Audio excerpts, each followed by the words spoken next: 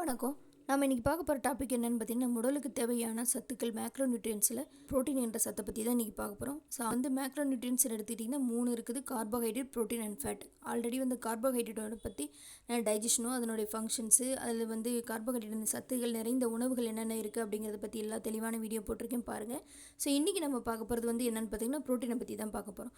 So ப்ரோட்டீன்கிறது பார்த்திங்கன்னா இதுவும் நம்ம உடலுக்கு எனர்ஜி ப்ரொடியூசிங் நியூட்ரியன்ஸ் தான் ப்ரோட்டீன் அப்படிங்கிறது. ஸோ இந்த ப்ரோட்டீன் எப்படி மேடப் ஆஃப் ஆகிருக்கு, அதனுடைய ஸ்ட்ரக்சர் எப்படி அப்படி இருக்கும் அப்படின்னு பார்த்தீங்கன்னா, அமினோ ஆசிட்ஸாக ஃபார்ம் ஆகி தான் இருக்கும். ஸோ அந்த அமினோ ஆசிட்ஸில் எப்படி அந்த அமினோ ஆசிட்லாம் எப்படி கனெக்ட் ஆகிருக்குன்னா பாண்ட்ஸ் மாதிரி கனெக்ட் ஆகிருக்கும். ஸோ அதுக்கு பேர் பெப்டைட் அப்படின்னு சொல்லுவாங்க.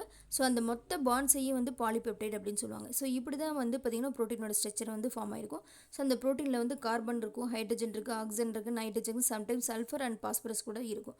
ஸோ இந்த ப்ரோட்டீன் நம்ம உடலுக்கு முக்கியமான ஃபங்க்ஷன்ஸ் என்ன பண்ணுதுன்னு பார்த்தீங்கன்னா, டிஷ்யூஸ் திசுக்களுடைய க்ரோத்துக்கும் ரிப்பேரிங் பண்ணுறதுக்கும், அது மட்டும் இல்லாமல் என்சைம்ஸ் செக்ரீஷனுக்கும், ஹார்மோன் ப்ரொடக்ஷன்ஸ், அதே மாதிரி இம்யூனிட்டி லெவல் நல்லா வச்சுக்கிறதுக்கு முக்கியமான ஒரு சத்து ப்ரோட்டீன். நார்மலாக ப்ரோட்டீன்கிற உணவுகள் என்னென்ன இருக்குது அப்படின்னு பார்த்தீங்கன்னா, ஃபஸ்ட்டு அனிமல் சோர்ஸில் முட்டையில் இருக்குது, மீட் கறி வகையில் இருக்குது, சிக்கனில் இருக்குது, மில்க் ப்ராடக்ட்ஸ் எல்லாத்துலேயுமே இருக்கும். ஸோ இதுவே பிளான்ட் சோர்ஸ்னு எடுத்துட்டிங்கன்னா பல்சஸ், பருப்பு வகைகள், nuts and seeds, soya beans, green peas, இந்த மாதிரி எல்லா பட்டாணி வகைகள், அது எல்லாத்துலேயுமே பார்த்திங்கன்னா உங்களுக்கு ப்ரோட்டீன் இருக்கும். ஸோ இந்த உணவான ஒரு மீட்டோ ஒரு எக்கோ இல்லை பல்சஸ் அந்த மாதிரி உணவு நம்ம ஃபஸ்ட்டு எடுத்துக்கும் போது ஃபஸ்ட்டு டைஜஷன் எங்கேருந்து ஆரம்பிக்குதுன்னு பார்த்தீங்கன்னா மவுத்துலேருந்து ஆரம்பிக்குது. ஸோ மவுத்தில் பார்த்திங்கன்னா இந்த ப்ரோட்டீனை டைஜஸ்ட் பண்ணுற எந்த என்சைம்ஸ் கிடையாது. ஸோ அப்போ நம்ம எடுத்துக்கிற உணவு இந்த செலபா மூலம் சேர்ந்து கைம்னு சொல்லுவாங்க.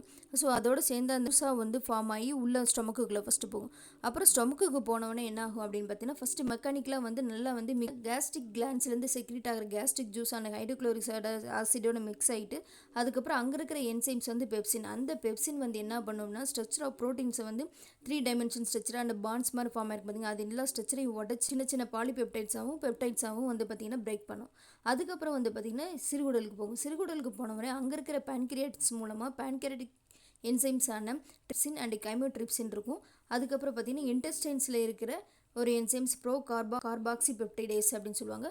ஸோ அந்த என்சைம்ஸும் சேர்ந்து என்ன ஆகும்னா மேலும் அந்த ப்ரோட்டீன் ஸ்ட்ரக்சர் அந்த பெப்டைட்ஸை எல்லாத்தையும் பிரேக் பண்ணி எடுத்து அமினோ ஆசிட்ஸாக ஃபார்ம் ஆயிடும். ஸோ அந்த அமினோ ஆசிட்ஸ் தான் என்ன ஆகும் அப்படின்னா, இன்டெஸ்டைன் வாலில் இருக்கிற வில்லைஸில் பார்த்திங்கன்னா அமினோ ஆசிட்ஸ் எல்லாமே அப்சர்ப்ஷன் ஆகி பிளட் சர்க்குலேஷன் மூலமாக போய் எல்லா இடத்துக்குமே சப்ளை ஆகும். ஸோ அந்த சப்ளை ஆகிறதுக்கு முன்னாடி ஃபஸ்ட்டு என்ன பண்ணுமோ லிவருக்கு போகும் அந்த அமினோ ஆசிட். அந்த அமினோ ஆசிட் லிவரில் போய் ப்ராசஸிங் ஆகி அதுக்கப்புறம் பார்த்திங்கன்னா எல்லா பார்ட்ஸுக்கும் செல்ஸ்க்கு எல்லாம் உங்களுக்கு கொஞ்சமாக ப்ரோட்டீன்ஸ் சப்ளை ஆக ஆரம்பிக்கும். இப்படி தான் பார்த்திங்கன்னா ப்ரோட்டீன் உடலில் டைஜஷன் ஆகுது. சரிங்களா? ஸோ இந்த வீடியோ மூலமாக நீங்கள் ஒரு ப்ரோட்டீனா என்ன, ப்ரோட்டீனோட ஸ்ட்ரக்சர் என்ன, நம்ம அந்த ப்ரோட்டீன்ற சத்து நமக்கு எப்படிலாம் பயன்படுது, அது மட்டும் இல்லாமல் அதனுடைய டைஜஷன் எந்த மாதிரி நடக்குது அப்படிங்கிறது தெளிவாக தெரிஞ்சிருப்பீங்கன்னு நினைக்கிறேன். இந்த வீடியோ பிடிச்சிருந்தா லைக் பண்ணுங்கள், ஷேர் பண்ணுங்கள், சப்ஸ்கிரைப் பண்ணுங்கள். நோயை பற்றின சந்தேகங்கள் இருந்தால் ஆன்லைன் மூலமாக கன்சல்டேஷன் பண்ணலாம். டிஸ்கிரிப்ஷன் நம்பர் இருக்குது, பேமெண்ட் பண்ணிவிட்டு அப்பாயின்மெண்ட் வாங்கிட்டு வாங்க. நன்றி, வணக்கம்.